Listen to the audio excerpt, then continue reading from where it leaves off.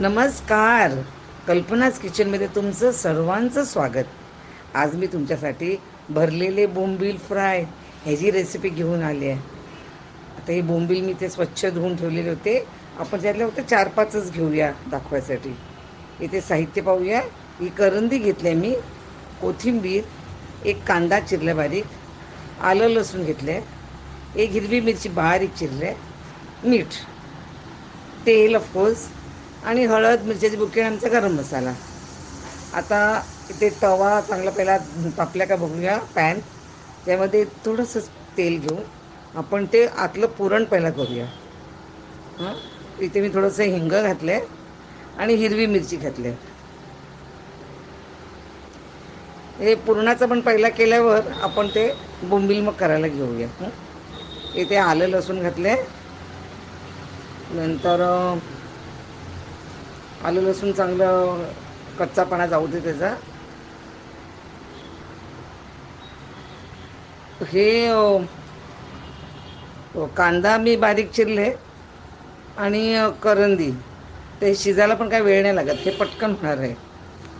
आता कांदा मी बारीक चिरला आहे, तो चांगला परतून घेते तेलामध्ये. त्या इथे तेल मी जास्त घेतलं नाही आहे, कारण आपण ते फ्राय करणार आहे ना, सगळं तेलकट होईल. तर एकदम कमीत कमी तेलामध्ये. आता इथे करंदी घेतलं आहे. करंदी म्हणजे छोटे श्रिम्स म्हणतात त्याला इंग्लिशमध्ये, आणि ते पटकन शिजतात.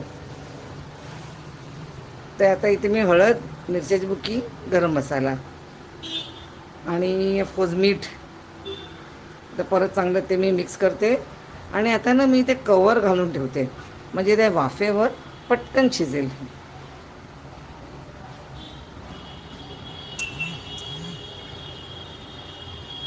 आता एक 5 मिनटं वाफेवर शिजलेले दिसते बघा. करंदीचा रंग बदलला आहे.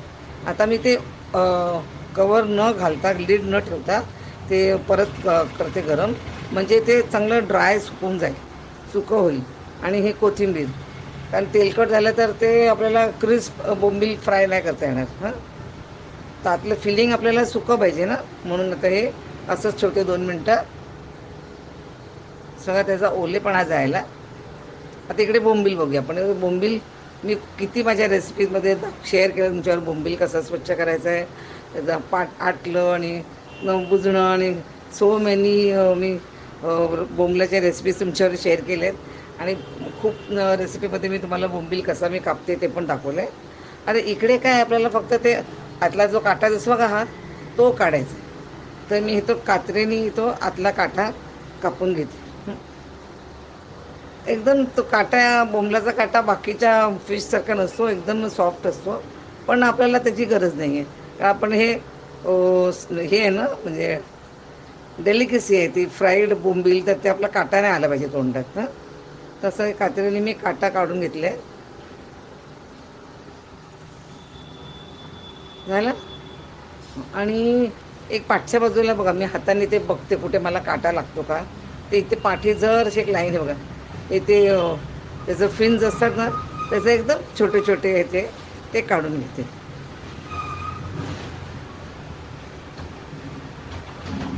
बस आता मी बोंबील का सगळा बघा मी चेक करते परत, कुठे काटा नाही ना लागत, नाही. आता काय करायचं आपण, बोंबील म्हणजे त्याच्यामध्ये पाण्याचं महत्त्व खूप असते, तर मी ते टिश्यू पेपरमध्ये मी ते ठेवून दिलं 1-2 मिनटं. तर टिश्यू पेपरने सगळं त्यातलं पाणी खेचून घेते, आणि बोंबील आपल्याला असे छान सुकी बनतात बघा. फरक दिसतो ना तुम्हाला. आता मी त्याला हळद आणि मिरचीची बुकी लावून, सॉरी, हळद आणि मीठ लावून ते जरा वेळ मॅरिनेट करते. हळद आणि मीठ.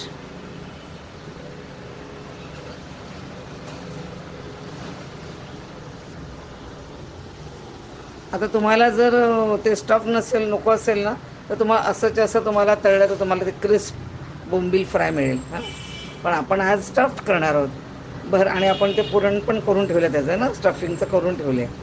ते हे बघा मी हळद लावून ठेवलं सगळ्याला, त्या बोंबल्याला. आता आपण थोडंसं ते किंचित मीठ घालूया. सॉरी, लिंबू काय झालं मला, थोडंसं लिंबाचा रस ह्याच्यावर पिळूया.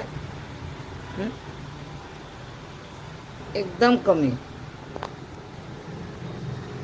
आता आपण ते पुरण केलं होतं ना, करंदी कांदा बघा किती सुक्कं झालं दिसते ना. तर आता ते एकदम अलगद हाताने ते आपण त्याचं रोल करूया.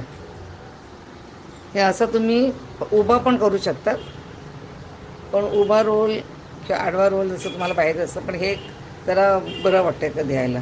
आणि इथे मी तर असेच ठेवलं आहे, कारण आपल्याकडे काय 4-5च मी करते ना. पण जेव्हा तुम्ही 50 वगैरे कराल ना, तेव्हा तुम्हाला तिकडे टूथपिक किंवा दोरीने बांधून ठेवलं तरी चालेल, आणि नंतर काढायची दोरी ती. हां, आता मी काय ते करत नाही बसलेली, कारण माझे इथे 5-6 माझे बोंबील मी केल्यात फ्राय स्टफ्ड. तर मी नुसतं नीट ते फोल्ड केलं आहे, पुरण पडावं नाही म्हणून तेवढंच मी काळजी घेतली. खूपच टेस्टी लागतात हे स्टफ बोंबील, मी तुम्ही करायलाच पाहिजे. आता इकडे मी रवा आणखीन तांदळाचं पीठ घेतलं आहे. रवा आणि तांदळाचं पीठ मी सगळे फिश मी तळते ना, त्यासाठी मी हेच वापरते, रवा आणि तांदळाचं पीठ. त्याने चांगलं क्रिस्प होतात. आणि चल आता हे मी ते केलं ना कोटिंग, ते परत मी हाताने जरासं अलगद असं प्रेस करते, काय पाणी अजून असेल तर बोंबलातनं निघायसाठी. कारण आपल्याला हे स्टफ बोंबील ना बाहेरून पण चांगले क्रिस्प व्हायला पाहिजेत ना. आता हे अलगद आपण शालो फ्राय करायचं, हे डीप फ्राय करायचं नाही. डीप फ्राय करायला गेलं तर सगळं ते सुटून जाईल ते. त्याला एवढं सोपं आहे आणि खायला एवढे छान लागतात. तुम्हाला ते हे नक्कीच आवडेल. हे बघा, आता मी फ्राय करते, रेग्युलर आपण करतो तसे. तर बोंबील तर माझा फेवरेटच फिश आहे, आणि मी बोंबलाचे मी तुमच्याबरोबर एक 5-10 तरी मी रेसिपीज शेअर केलेल्या आहेत. तुम्ही सांगू शकाल का माझे किती रेसिपीज आहेत बोंबलाच्या शेअर केल्या तुमच्याबरोबर? जा माझ्या चॅनलवर जा आणि बोंबील सर्च करा आणि मला सांगा किती मी रेसिपीज तुमच्याबरोबर शेअर केल्या बोंबलाच्या. मग मी पातवडामध्ये काय घातले, मी त्याचं मेथकुटाचं केले, त्याचं मिरवणी केले. आता हे स्टफ बोंबील, वाव, तुम्ही नक्की करून पहा आणि मला नक्की कळवा कसं झालं आहे ते तुमच्याकडे.